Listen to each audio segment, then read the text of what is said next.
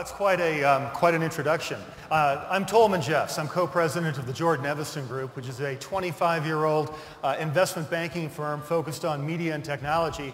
Investment banking is a strange name because we don't invest, we're not a bank, we don't have any money. Instead, we sell companies. We do mergers and acquisitions. And so we started 25 years ago selling magazine companies. Now we sell mostly digital companies, whether it's ad networks, online publishers, digital technology, and the buyers can be anything from large media companies, large technology companies, and private equity groups. So I know a little bit about online media. We do a lot of work in the US and Europe. We've done relatively little in Latin America. So I do not pretend to be an expert on Latin American media.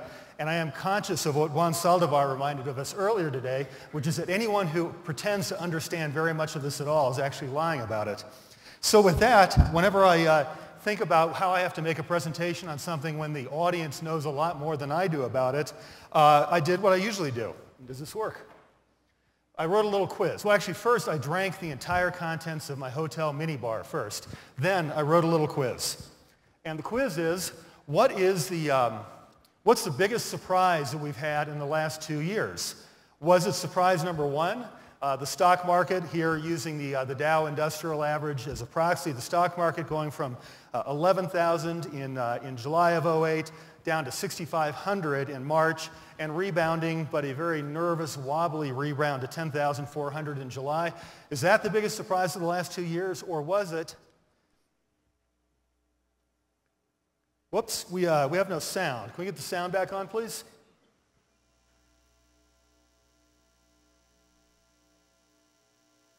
Are we good on the sound? There we go. Was it surprise number two, which is that AC/DC had a #1 record? Now, I didn't know those guys were still alive, but they had a #1 record. So for those of us who spent the last couple years in a cave, and here we're focused on US media and information M&A, it sort of fell off a cliff last year. In 2007, there was $104 billion of transactions in media and information M&A in the US market. '08, that dipped to 65 million, 31 million in '09. So far, year to date, about 20 million. And looking at interactive in particular, just as dead rock stars come back, so did interactive M&A. It did rebound in the second half of '09, and it is picking up in the first half of '10 with a number of high-profile transactions. Most recently, last week, Disney buying Playdom for $563 million, Go Voyages, a European travel outfit for $493, and then Hearst acquired iCrossing, which I'm glad to say my firm handled that transaction for roughly $325 million. So interactive M&A is coming back, which is a good thing.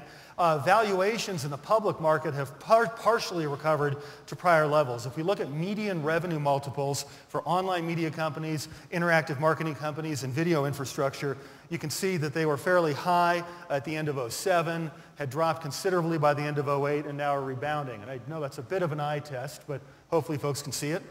And the same is true of median EBITDA multiples. Those have also partially recovered to prior levels. US online advertising is growing well.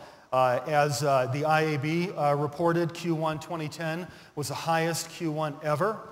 And looking at the eMarketer stats, the always infallible, absolutely believable eMarketer stats, online advertising in the US alone is going to be a $36 billion industry by 2014, growing at a 9.9% rate. There are lots and lots of industries that would shoot their entire family if they can get a 9.9% rate.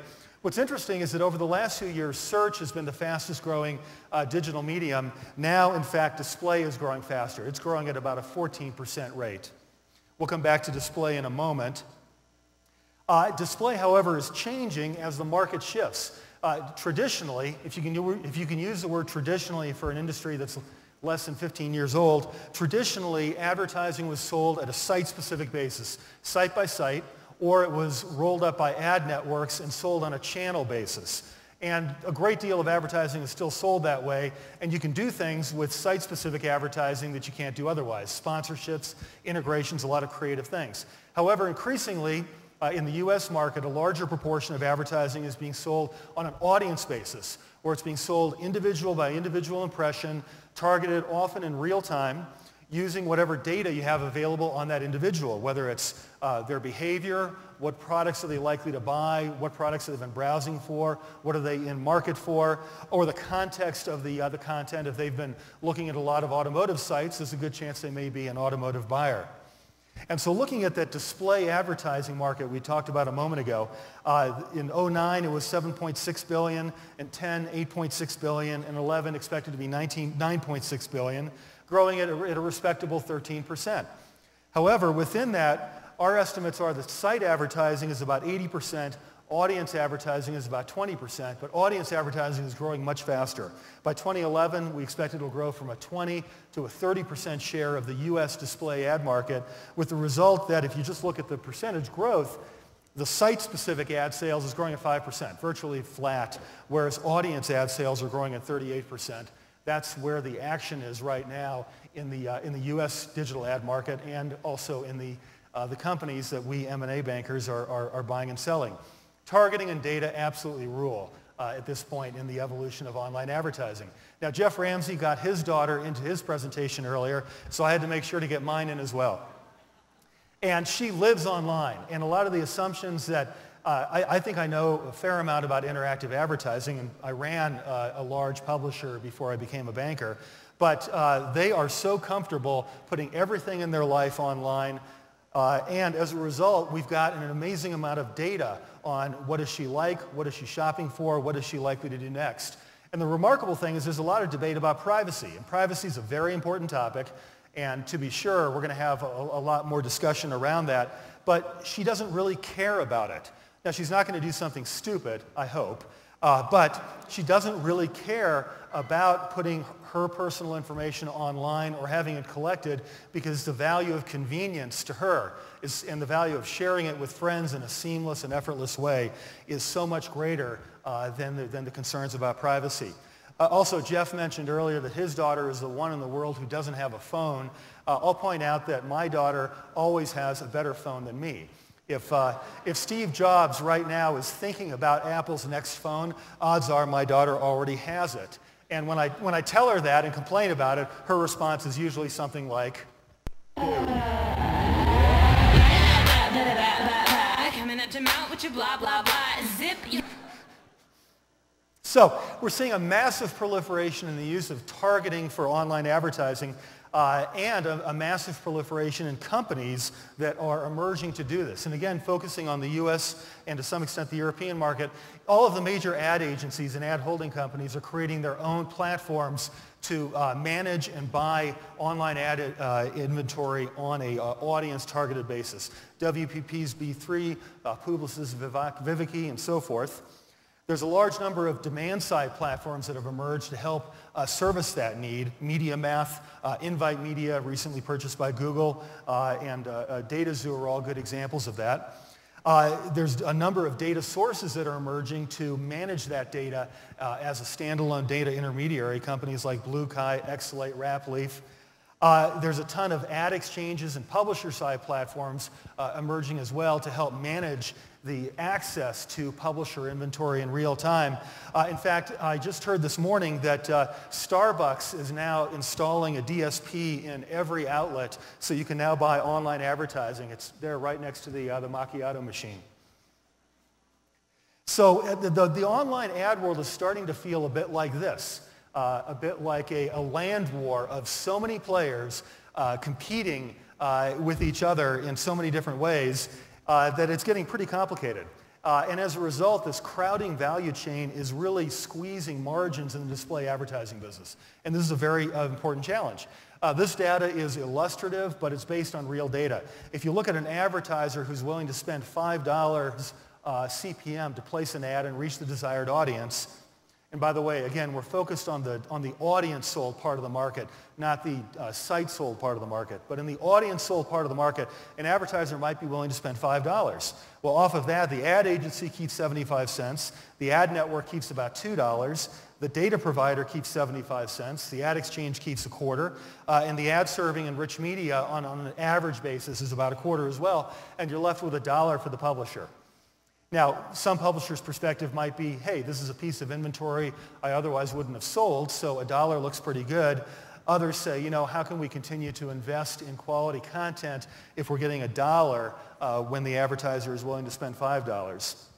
And in fact, the data provider and the ad exchange are relatively new participants who've only come in the last couple of years, and those are putting new pressures on the incumbent players, on the publisher, and also on the ad network and agency.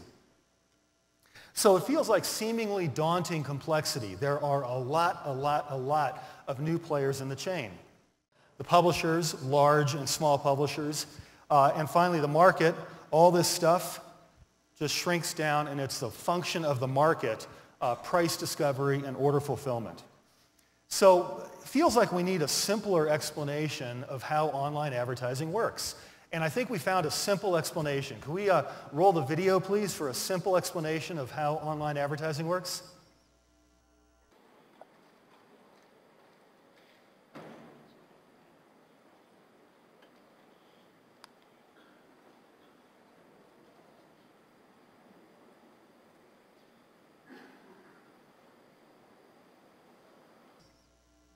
Bueno, ¿dónde podemos encontrar una explicación simple de la publicidad en línea?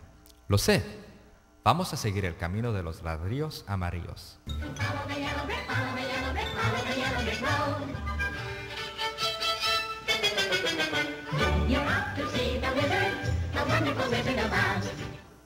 Así que aquí tenemos una campaña publicitaria simple, que solo quiere llegar a casa a su destino. Vamos a llamar a nuestra campaña Dorothy. Which is the way back to Kansas? I can't go the way I came. Ahora, la agencia de publicidad va a ayudar a nuestra campaña publicitaria a llegar a su casa. El problema es el organismo, en realidad, no entiende toda esta tecnología. Hay algunas personas muy inteligentes en la agencia que sin duda lo entienden, pero realmente, como una organización, no tienen cabeza para tecnología. And my head, I'd be scratching while my thoughts were busy hatching if I only had a brain. Ahora, el editor también va a ayudar a nuestra campaña publicitaria a irse a su casa. El problema es que el editor siempre tiene un poco de miedo. Espero que la orden de inserción grande entrará. ¿Voy a hacer mis números de este mes o cuarto? No es fácil estar preocupado todo el tiempo, como este tipo. Por último, el mercado va a ayudar a nuestra campaña publicitaria a llegar a casa. Esto es todas las cosas en el medio, sobre el precio de descubrimiento y cumplimiento de orden. No hay nada emocional. Usted podría decir que este espadado, sin corazón, sobre el mejor precio en el mercado.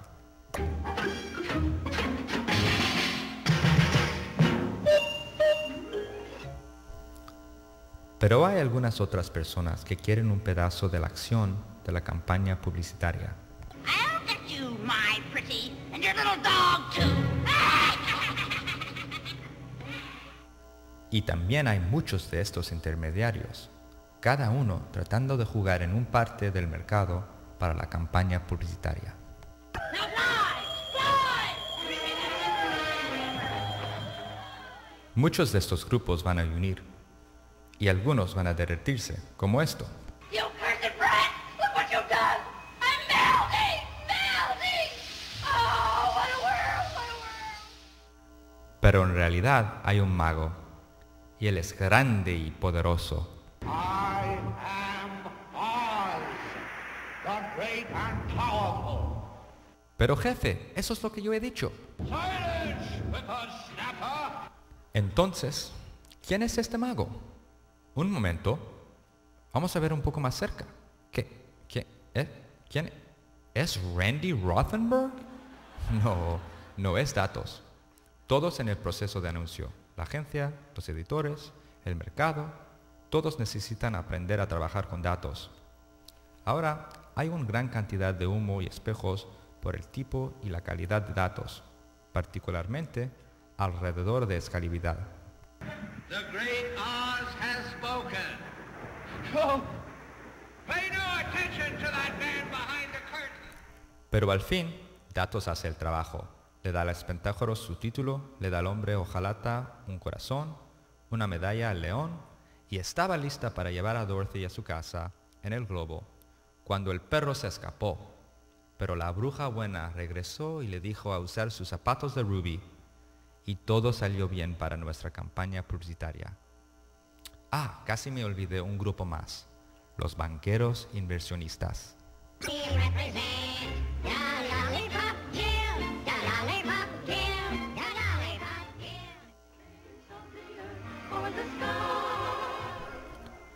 Y creo que hemos extendido esta metáfora lo más lejos que posible. Y así, con datos, el organismo, el editor y el mercado ayuda a nuestra campaña publicitaria a irse a su casa.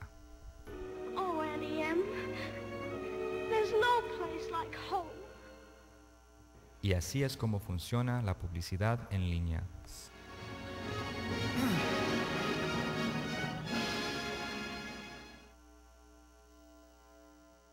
So that was a simple explanation of online advertising. It was funny in English, so if it wasn't funny, blame my colleague Amir Akavan, who kindly dubbed it for me.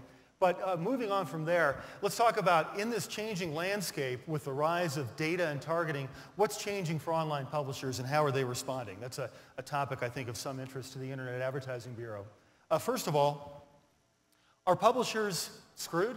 It's a question that's often asked. Are publishers just up a creek? We think the answer is no. Thank you.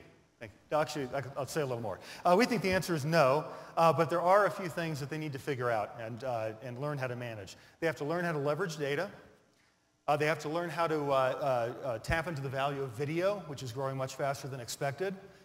They have to expand to add more services to their mix. We heard Randy Rothenberg talk about that earlier.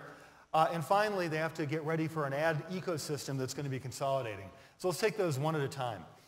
In a world where more and more audience is targeted on using data, premium publishers are certainly losing a key advantage they've had historically. Typically in the past, premium publishers like the New York Times had a value proposition which was two things. Number one, premium context. Your advertising will work better if it's in a quality setting that improves recall and impact. And second, premium audience, that you can cume your desired audience more efficiently. Well, that second part of the value proposition is certainly eroding as advertisers and agencies look, I can target my audience in other cheaper places, so do I really need to buy as much of the New York Times or other premium publishers as I used to? And so one example of one major ad network that we know well, the proportion of their revenue that they're gaining from behavioral targeting as opposed to the old site-based targeting is up by 3.6 times in the last year. Most of that is done using third-party data. And when they look at the CPM payout of ads that they're placing, on average, about 98 cents is for the ad inventory, 80 cents is for the data. So nearly half the value that the advertiser is paying goes for the data rather than the ad inventory. That's just one example. Last week I moderated a panel in New York, and one of the guys was the CEO at Invite Media, which is a DSP that we spoke about earlier. He said that at this point, for a majority of the campaigns that run through Invite Media, the data costs more than the inventory. Now, obviously, for a DSP, there's some selection because it's the cheapest inventory that winds up there, and that inventory, the value increases the most with targeting.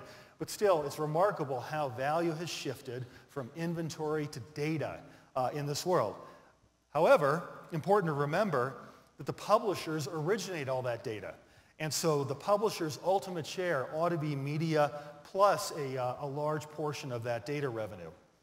Problem is today, most publishers don't understand the value of the data that they're originating, and frankly, they're giving it away. And this is a real issue. All that data gets originated by publishers, but is collected by third-party aggregators who are, in many cases, not paying full value for it. Publishers need to better manage and capture the value of the data they create. Tools are emerging to help them do that. There's a number of interesting companies that are now on the publisher side to help publishers manage and optimize the value of their data.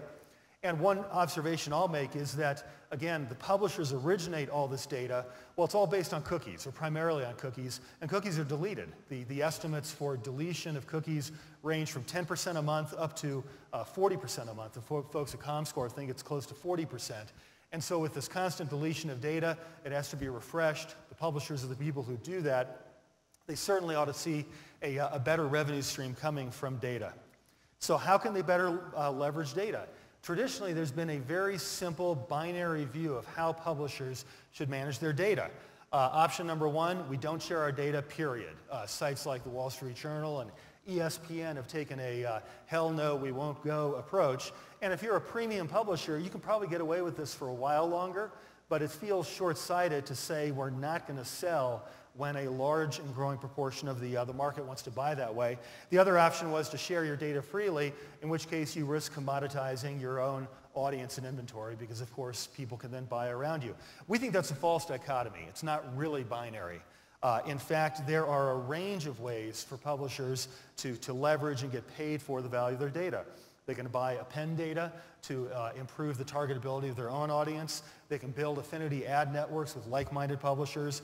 One really interesting thing is they can create private data cooperatives. If you're an auto site, you can share data with a group of auto manufacturers to better target advertising.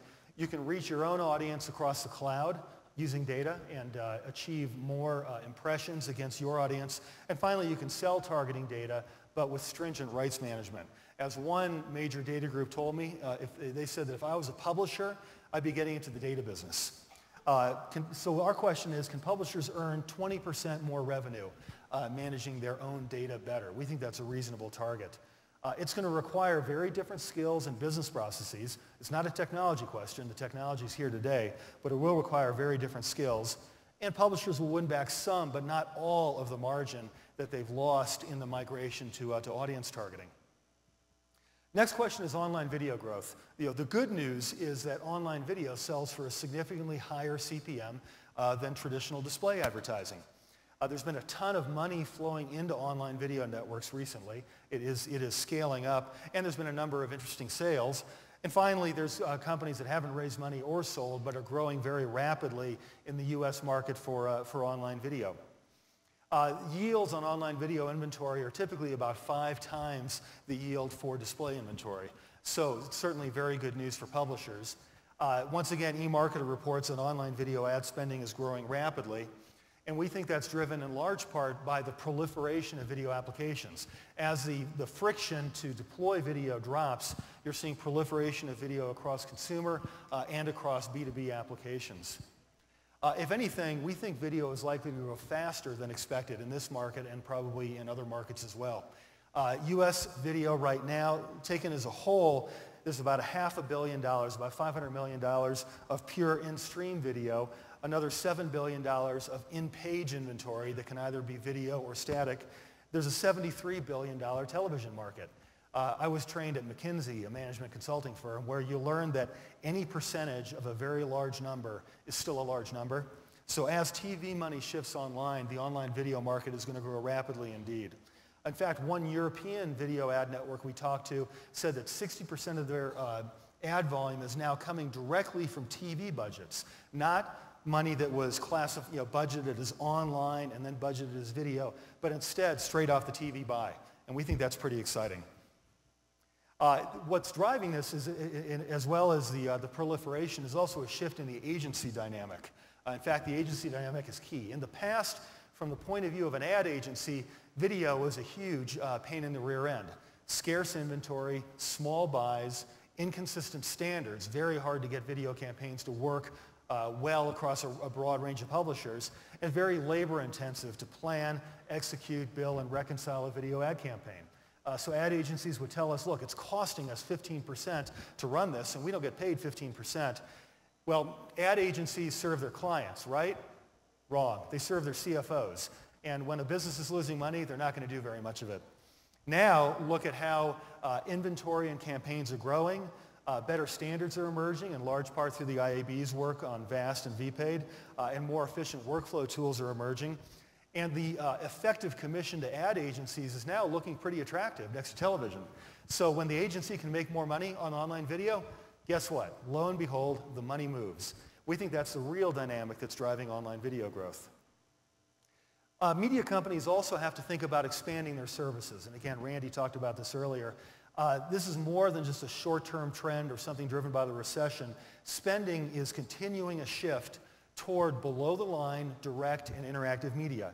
In 2009, for the first time in many, many years, spending on traditional above-the-line consumer brand advertising on things like television and magazines was less than spending on direct, promotional, and interactive media. The lines have crossed, and with the result that if you look out over the next few years, of every dollar of growth, 99 cents of that are going to these new sectors of direct, not new, they're old, but the growth sectors of direct, promotional, and interactive. So if you're a media company, you absolutely have to pay attention to these channels. In other words, is selling display advertising enough by itself anymore? We don't think so. And a number of media companies are aggressively moving to do more for their marketers than just sell display advertising. Examples in the U.S. include Meredith, a large magazine and television company that has built a $250 million integrated marketing, really a direct marketing business. Gannett, which bought Point Roll a few years ago. I actually sold it to them. That's done very well indeed. Cox, which bought Adify, and then most recently, Hearst, a large, diversified, but very traditional magazine and television company, bought iCrossing, a large search agency. And again, we handled that deal. And they did it because they know they need to do more for their advertisers than just display advertising. And so the traditional view of publishers has been my revenue is a mix of advertising and subscriptions. Going forward, they're going to see a mix of advertising, marketing services, data revenue that we talked about earlier, and subscription. That's our view of the world. Finally, what happens back on our battlefield of all these small, really interesting emerging companies in the online targeting space? It's an amazing period of innovation, but it's also pretty crowded. Well, this value chain where margins are getting compressed and squeezed is going to consolidate. And you'll see fewer, larger intermediaries managing multiple parts of that chain rather than many small ones. It's just the natural way of the world. We're already seeing it happen. And what that'll mean is each of those players will earn thinner margins, but there'll be better pricing to advertisers and better margins to publishers. So we expect this consolidation to rationalize and improve the economics of online advertising for both advertisers and for publishers. Larger markets. It's very instructive to look at larger markets like television, for example. In the U.S., television is a $70 billion market. It's also simpler. It's much, much simpler. It's sold through a number of large agencies. One company, Nielsen, measures it, and that's kind of about it. Now, in terms of consolidation, Google and Microsoft are building massive end-to-end offerings, truly humongous. In fact, we ought to cue some ominous music now.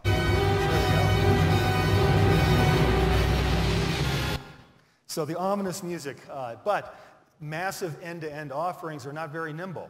And so there's plenty of room for decent-sized independent players, and what we're going to see is a lot of other large strategic buyers entering the value chain to participate in display advertising. So in other words, from an M&A banker's point of view, we don't need Google and Microsoft to buy everything. There's quite a few other acquirers who will be buying into and taking a role in the delivery of online display advertising.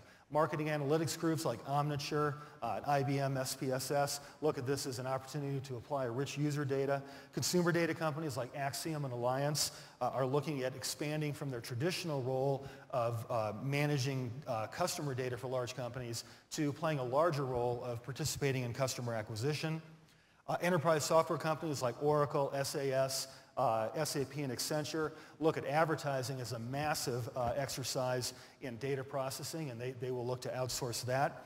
Web delivery companies like Akamai and Limelight. A few months ago, we sold Akamai a online ad network called Acerno. They're moving into the chain as well. Infrastructure groups like Cisco, AT&T, and Nokia will add intelligence to these networks. Major agencies like Publicis and WPP are acquiring and building as well. They'll never be great owners of technology, but they'll be good, and they'll raise the bar for everybody else. Large display ad networks are getting to the size where they're starting to make acquisitions on their own. And finally, performance advertising groups like Demand Media will be bringing ROI discipline to the display advertising value chain. So we expect a lot of interesting acquisitions, and you should expect unexpected combinations. However, we do predict that Google will buy Oregon and British Columbia just to mess with Microsoft a little bit further. And so with that, just a few quick words about us. Is this working? Well, do it from here.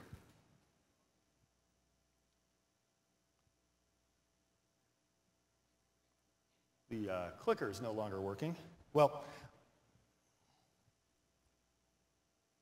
just quit at the boring part, so we're in good shape. We're a 25-year-old investment banking group, as I mentioned. We represent companies for sale. Typically, when they've achieved significant revenue and are growing rapidly, we help find the right next best home for them, whether it's a technology company, a media company, an ad agency, or a private equity buyer. We do a lot of transactions, and we'd be delighted to speak to any of you, myself and Amir Akavan, my colleague. And if I could just get this back up, this presentation will be posted on our website. Oh. There we go. So blah, blah, blah, blah, blah, blah, blah, blah. There we go. So you can download this presentation. It'll be posted later today on our site, or feel free to reach out to Amir and myself anytime. We'd love to talk. Thank you very much. Can I...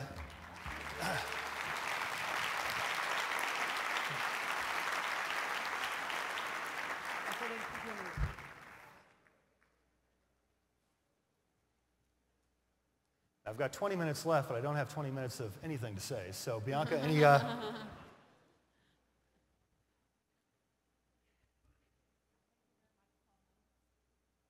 Thank you very much, Tolman, for the presentation. You have 20 minutes left because you spoke so fast. Oh, man. But I hope everybody here kept up, and I think it was very, very interesting. I think, yeah, with lots of insight. I think your presentation is going to be available on your website, right? Yep. And I think, yeah, we also have it, of course, so we're going to distribute it. So there was a lot of data, a lot of interesting data, which we will make accessible to the audience later. So well, first question, well, you practically already hinted to it, so Mexican companies, if they want to sell their company or if they want to buy a company, so you are the right person to ask, and you are the one who to have a beer with tonight to talk about it. You bet, would love to, and I've got 25 colleagues who would also love to speak with you. Okay, well, here's the opportunity. Aquí está la oportunidad para ustedes. Acérquense a Tolman, saquen las citas y bueno, pues entonces vamos a ver qué pasa. Pues, ¿cuáles más preguntas hay? ¿Tienen pregunta? Todavía tenemos un poco de tiempo. Sí, yes, aquí Eduardo. This question has a legal part in it. Mexico just passed a new law. It's a federal data protection law. The main thing is that the nature of the property of data will change in 18 months. So rather than a particular company like Axiom owning data, the owner of the data will be the consumer. So there are legal issues there. And I want to tie that with what happens also legally in other countries. And in view of the fact that data, according to this world, is everywhere now, and there are bits and pieces of information all around the globe. For instance, there are data from us Mexicans might be residing in Bangladesh or I don't know where. So where do you see this world going in that regard? Mergers and acquisitions, legality of this, and where the world is going. From there. First of all, we clearly, the Europeans are a step ahead of us Americans in harmonizing their rules across borders. And clearly in the Americas, we have a ways to go in doing that. I'm selling a Canadian company right now. We close the sale next Tuesday, and we're discovering all kinds of differences in Canadian law that we need to comply with. But I absolutely agree that over time, those data protection and privacy laws will need to be harmonized across markets, because otherwise, as you point out, a Mexican user visits the Times of London. Well, now Rupert Murdoch owns that data in London, and how are you ever going to get it back? So the rules do need to be harmonized. The other big difference in rules is offline versus online.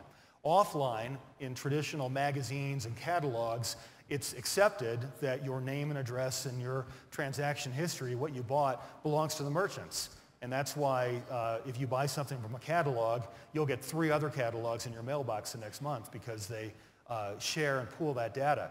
And yet online, you absolutely cannot do that. You cannot share data that's personally identifiable.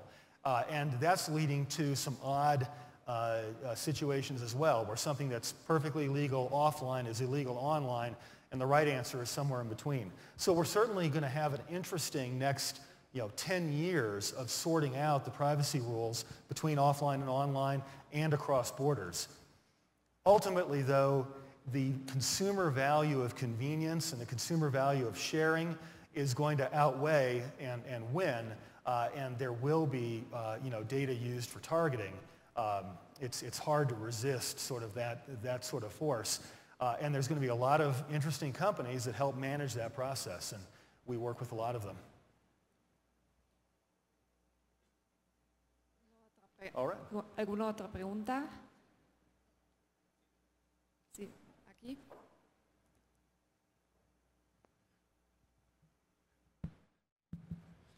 Hi, Tolman. Thanks for all of your presentation. It was very interesting. How do you, as a M&A company, manage to try to know the value of a company? Because, of course, there's the financial numbers, and on the other part, the potential growth and so on. How do you manage that? Well, you just asked my favorite question, because the good news is, as the M&A banker, we don't have to find out the value of the company. The market's going to tell us that. Now, we have a rough idea. We'll look at similar transactions for similar companies. We'll look at the amount of money that's gone in to build the company. We'll look at how similar public companies are trading. But ultimately, to find out and to get the real value of a company, you have to have a competitive process. You have to have a number of bidders competing, or at least believing that they're competing for the business. And you have to do that through a very well-prepared process, where you have a lot of well-prepared information that helps buyers, understand the business and understand it correctly, understand why it's valuable. There's a band in which a business will trade. The bottom of the band is, well, what would it cost the buyer to just build it themselves? And that's usually not a very interesting price. The upper end of the band is, how big of a business will the buyer be able to create once they buy this business and do what they intend to do with it? And of course, the buyer doesn't want to pay that, because they think they're taking the risk and they're doing the work to build a larger business. In a competitive process, we try to move the price up as much close to that upper band and find out where that upper band is. And that's what we do. We make a market and run a competitive process to buy a company. And again, it works when companies have meaningful revenue, meaningful customers. If it's pure technology without a lot of revenue attached to it, that's much harder for the market to value. Well, great. Hey, thank you. Thank you very much.